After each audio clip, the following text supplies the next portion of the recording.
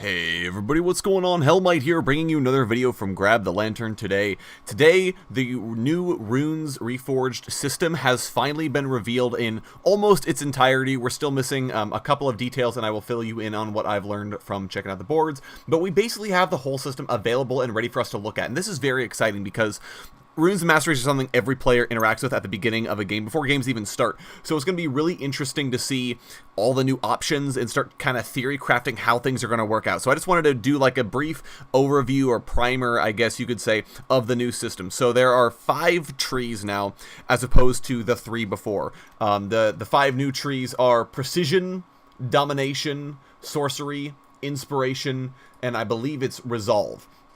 Now, they generally do give you a sense of what you want. Precision is kind of the AD tree. Sorcery is kind of the AP tree. Domination is kind of a mix of like assassin-y kind of things.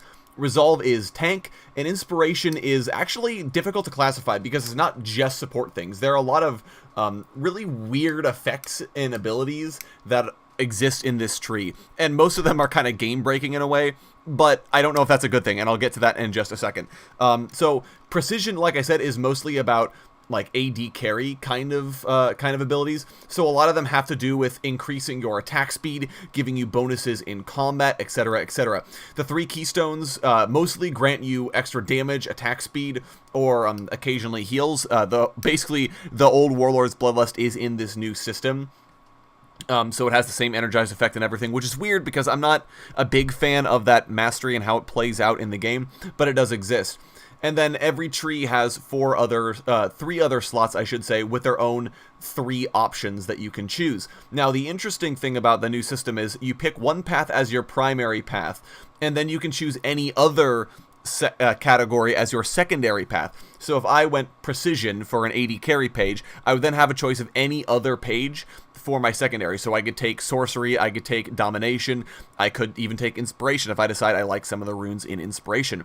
You just can't take a Keystone, and you only get 2 runes from your secondary path as opposed to 3. So it actually lends itself to having very interesting and varied builds, as opposed to before where basically if you know you were already going to spec down to, let's say, Grasp of the Undying, your only other options were then, do I want to go into Ferocity, or do I want to go into whatever the heck the second path was called, the blue path.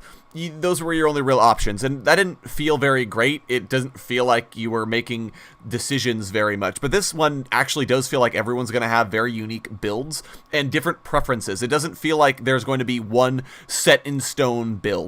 And a lot of the runes, I think, have to do with this as well. There are a couple of runes that literally are going to be different based on who you're up against. I believe there's a couple of runes in the Resolve tree that have something similar to that, where it's sort of like you either get bonus armor or you get bonus MR, and essentially it's the same effect, but it's you gain a slight amount of bonus armor or MR, and then whenever you heal, you increase your armor or MR by 5% for 3 seconds. And those are 2 individual runes. So those aren't runes where you can realistically pick one and just always run that one. You have to be looking at your lane matchup, you have to be looking at the enemy team composition, and I really, really like this because it lends runes to feeling more adaptive, as opposed to just kind of, I'm going to make a page for my favorite champion, or my favorite champions, and then just kind of leave it alone forever. In this situation, I do feel like you are going to want to be looking at your rune page in every single game and evaluating, well, do I want to take this, do I not want to take this, what does their team look like, what does the lane matchup look like, and evaluating from there. Now, I do feel like this might have the side effect of making players with more pages have a bigger advantage. And remember, pages now must be bought. You can't make 20 rune pages for free like you can with the current mastery setup. You will have to buy pages. So while they are fully editable in Champ Select, I feel like if you want to save yourself a lot of stress, you're going to want to make sure you have plenty of rune pages already bought and saved up. If you're like me, that is a bit of a problem. If you're someone else who's bought a lot of rune pages, you're probably not worried at all. I do like all of the pages so far, the paths so far. I have a couple of gripes. The Domination page has a lot of the warding I guess, masteries. So that's where you have zombie wards, that's where you have the Poro ward, and that's also where you have a mastery that gives you bonus AD and AP adaptive based on killing wards or champions. So it feels a little bit weird to me that that's in the domination tree. It's not a big deal if you're taking it as your secondary tree because you don't have to take any of those runes, but if you're making your primary, you do have to take one, and that just feels like a really weird situation to be in, to be completely honest. The other issue I have is the inspiration tree. It has a lot of really interesting runes, but I'm not sure I particularly like any of them, especially not the keystones. I can't see myself taking them on really anybody. I think the supports may want to take some of these, but I feel like for the most part, inspiration is going to be relegated to being a secondary tree and might need some more work, because especially something like the champion, the summoner spell ability to swap out summoners in the middle of a game, that sounds really broken on paper, but then you have to realize, well, okay, if I'm playing someone top lane and I take Ignite Flash and then have this mastery in order to swap out for teleport when I want it, well, the biggest problem with that is that you're giving up another keystone. So if I'm Garen, I don't have Grasp of the Undying. If I'm Malphite, I won't have, I guess, not Courage of the Colossus, but I won't have my normal keystone. Instead, I'll be running this. And it makes me feel like there aren't very many options where I would want that to necessarily be a thing. Now, maybe as a support, there is a time I would want to swap out summoner spells, but it feels like that's very limited and very few and far between. The other thing I wanted to mention real quick is that the third inspiration keystone has been revealed over on the boards and in the live stream. It's called Looter. It's still being tested, so it's not officially in the game yet, but it's called Looter. And essentially what it means is that after casting a spell, your next auto attack gains bonus range and will give you bonus gold when you attack an enemy champion, just like a Sheen ability. However, the very interesting thing about it now is that if you attack an enemy champion, you have a chance to also get a random consumable awarded to you. At early levels, this can be as simple as a health or mana pot. At later levels, you may even get like an elixir of skill or an oracle's elixir. This is really cool, and I kind of like it, but again, it feels really weird to me, and it doesn't feel like it could be necessarily that useful. But again, I don't know. This is kind of a brand new world we're going to be looking at here as to different builds. I know I've been trying to theory craft a couple of builds for my most played champions, and coming up with a Fervor replacement has been quite difficult. I'm not sure what I'm going to do on my Kled and Urgot builds now that I don't have Fervor to rely on.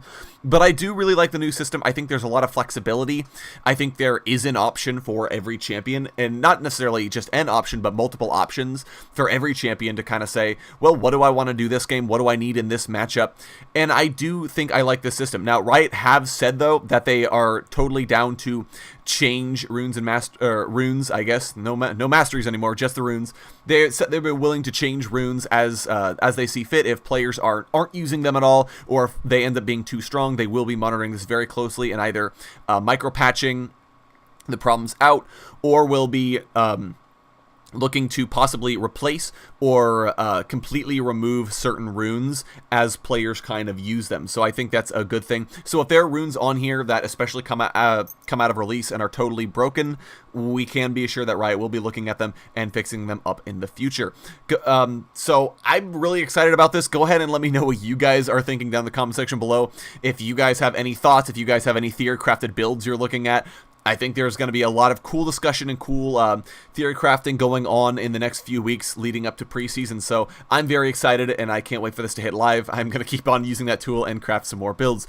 Anyways, that's going to be it for me today, guys. Go ahead and leave your comments down in the comment section below. If you enjoyed the video, go ahead and leave a like. If you really enjoyed the video, consider subscribing. Upload a video every Monday, Friday, and on patch days as well. And if you're hungry for more Grab the Lantern content, you can go ahead and check out my blog, grabthelantern.tumblr.com. I upload an article just about every single day for your enjoyment. Anyways, once again, thank you guys so very much for watching. I do appreciate it, and I will talk to you all later.